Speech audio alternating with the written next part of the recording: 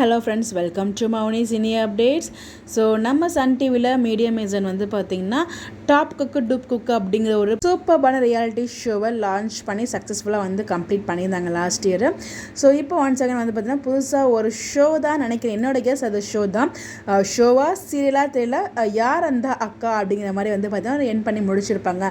அந்த அக்கா யாருன்னு கெஸ் பண்ணுங்க அப்படின்னு சொல்லிட்டு நம்ம மீடியம் ஏஜன் பொறுத்த வரைக்கும் வந்து பார்த்திங்கன்னா விஜய் டிவியில் ரொம்பவே சக்ஸஸ்ஃபுல்லாக ரொம்ப வருஷம் வந்து ரன் பண்ணிட்டு இருந்தாங்க. ப்ரொடக்ஷன் ஹவுஸு நிறைய சூப்பர் டூப்பரான ஒரு ரியாலிட்டி ஷோலாம் கொண்டு வந்தாங்க. அது எல்லாமே ரொம்ப ரொம்ப சூப்பராக இருக்கும். அவங்களோட ஒரு யூனிக்காக இருக்கும் அவங்களோட ஷோஸ் எல்லாமே.